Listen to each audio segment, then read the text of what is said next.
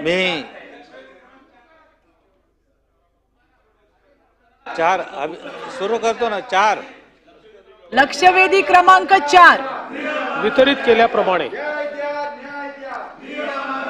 मी माननीय मुख्यमंत्री साहेबांचं अभिनंदन करतो।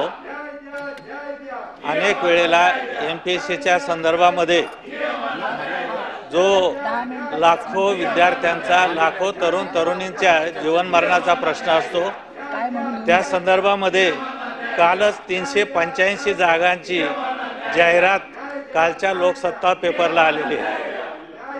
अनेक वेळेला मागणी होते, परंतु टाइम टेबल आपलं बिघडलेलं असलेलं, त्यामुळे 2022 साली ज्या परीक्षा झाल्या, गॅजेटेड ऑफिसर्स किंवा प्रशासकीय सेवेत जे अधिकारी जाणार आहेत त्यांच्या, कोर्टाच्या निर्णयामुळे त्याचे निकाल 2024 मध्ये लागले।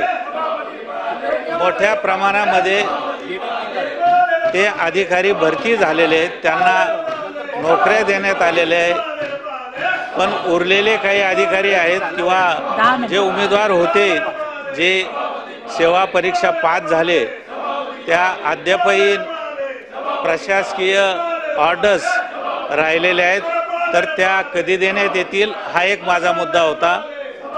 माननीय मुख्यमंत्री महोदय, आपण UPSCच्या धर्तीवर अभ्यासक्रम इम्प्लिमेंट कसा होईल हा एक महत्त्वाचा मुद्दा होता। आणि आता जी आपली पूर्व परीक्षा, मेन एक्झाम आणि त्यानंतर मौखिक परीक्षा आणि त्यानंतर मेडिकल, पोलीस चा रिपोर्ट आणि प्रत्यक्ष प्रोबेशनरी ऑफिसर्स म्हणून त्यांच्या ज्या नियुक्त्या होतात, याचा टाइम टेबल आपल्याला आखणं फार आवश्यक आहे।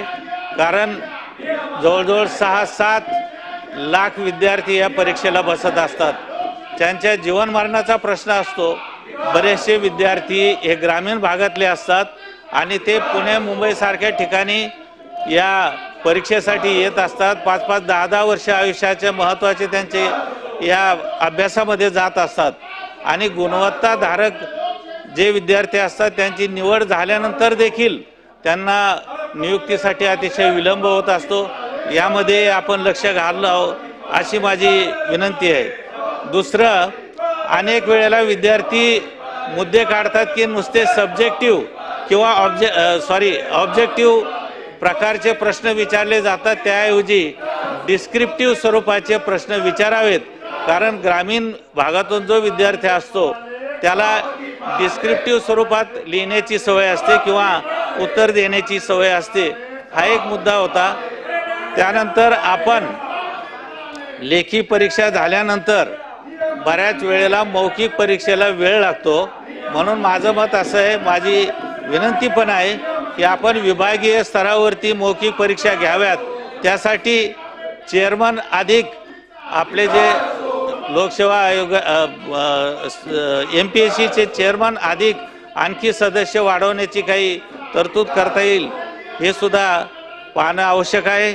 आणि शेवटचा मुद्दा आहे की आपण जे आउटसोर्सिंग करतो बाहेर परीक्षेसाठी, आपला स्टाफ नसतो बऱ्याचशा वेळेला, तर तो वाढवावा अशी माझी शासनाला विनंती आहे। आणि AIचा आता सर्वच ठिकाणी वापर होतो किंवा क्लाउड सर्व्हर आपला असतो, त्याचा सुद्धा वापर या MPSC परीक्षेसाठी करता येईल। धन्यवाद।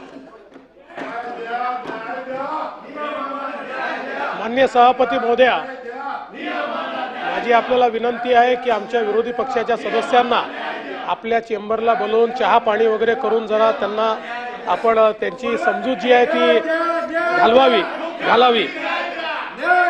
सन्माननीय गर्जे साहेबांनी मला न्याय द्यायचा, पण तुम्ही ऐकायलाच तयार नाही। तुम्ही न्यायचं ऐकायला तयार नाही, हा प्रॉब्लेम आहे।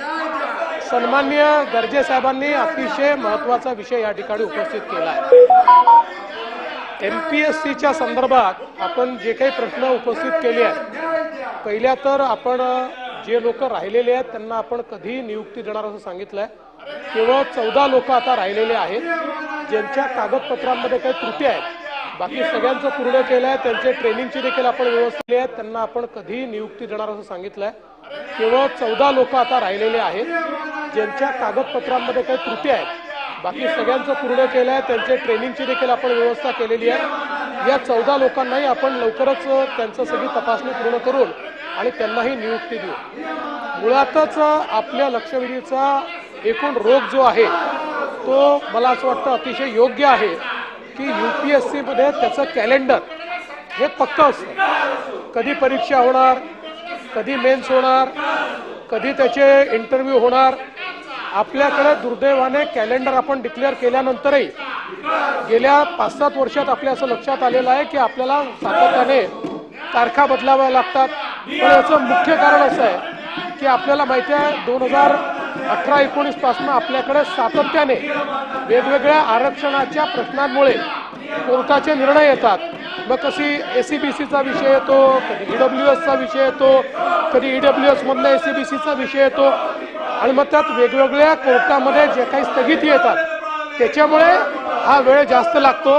पण आपला हा पुढच्या काळातला प्रयत्न असेल की UPSC प्रमाणे MPSCने देखील योग्य अशा प्रकारचं कॅलेंडर जे आहे ते तयार करावं. दुसरं आपण जे डिस्क्रिप्टिव्हच्या संदर्भात सांगितलं 2023 साली आपण डिस्क्रिप्टिव्ह आणलं होतं. त्यावेळेस आपल्याला सगळ्या विद्यार्थ्यांनी मिळून विनंती केली होती.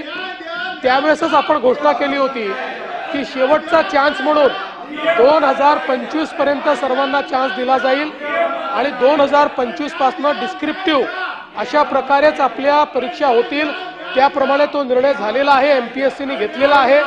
MPSC यावर्षीपासनं डिस्क्रिप्टिव्ह परीक्षाच घेणार आहे. बहुतांश विद्यार्थ्यांचं त्याला समर्थन आहे, काही विद्यार्थ्यांचा विरोध देखील आहे. पण आता तो विरोध आपण याकरता त्या ठिकाणी ग्राह्य धरणार नाही, कारण आपल्या विद्यार्थ्यांचं UPSCत नुकसान होतं. UPSC डिस्क्रिप्टिव्ह आहे आणि MPSC जर डिस्क्रिप्टिव्ह राहिली नाही तर आपले विद्यार्थी इकडचे तिकडची तयारी करू शकत नाही. आणि म्हणून त्या संदर्भातला निर्णय जो आहे हा निर्णय आपण घेतलेला आहे. यासोबत खरं म्हणजे आपण आउटसोर्सिंगचा जो विषय सांगितला तर MPSC मध्ये पेपर सेटिंग स्वतः MPSC करते, एक्झाम MPSC कंडक्ट करते. काही आपण इन्फ्रास्ट्रक्चर बाहेरचं घेतो, बाकी सगळं त्या ठिकाणी MPSCच्या माध्यमातूनच होतं. आणि आपल्याला माहिती आहे सुदैवाने MPSCने गेल्या काही वर्षांमध्ये पारदर्शी पद्धतीनं परीक्षा घेण्याचा उपक्रम चालवलेला आहे आणि त्यात कुठलाही गोंधळ झालेला नाही.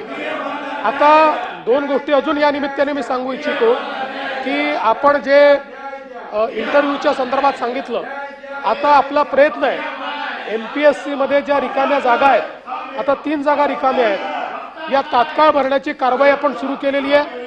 एका जागेच्या संदर्भातली कारवाई जवळपास पूर्ण झालेली आहे. 2 जागांच्या संदर्भात आपण ॲड देतो. त्यामुळे MPSC मध्ये फुल कोरम असेल अशा प्रकारचा आपला प्रयत्न आहे. याच्या व्यतिरिक्त आता MPSCचं रिस्ट्रक्चरिंग आपण सुरू करतो आहोत, कारण पुढच्या काळामध्ये मोठ्या प्रमाणात भरती प्रक्रिया आपल्याला राबवायची आहे. ती वेळेत झाली पाहिजे. याकरता आपल्या ज्या GAD सेवा या सचिव आहेत त्यांना आपण ही जबाबदारी दिली आहे. त्यांनी जवळजवळ सगळ्या राज्यांचा आणि UPSCचा अभ्यास केलेला आहे आणि आता एक रिस्ट्रक्चरिंगचा प्रपोजल हे आपण तयार करतो, जेणेकरून वर्ग 1 वर्ग 2 यासोबत वर्ग 3 आता आपण MPSCला दिलेला आहे.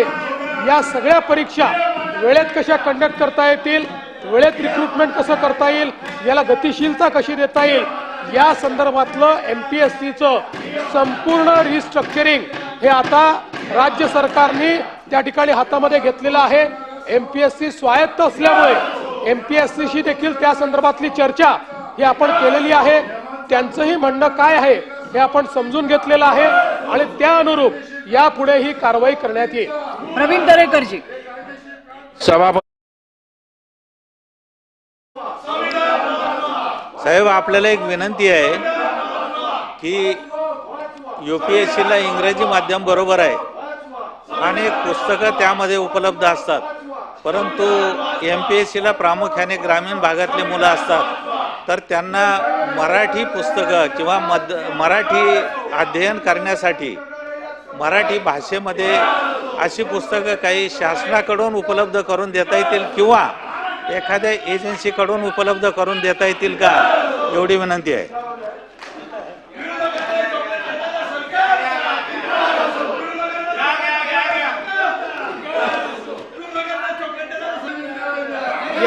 याच्यात मी प्रश्नच विचारलं. काय प्रश्न होता तुमचा?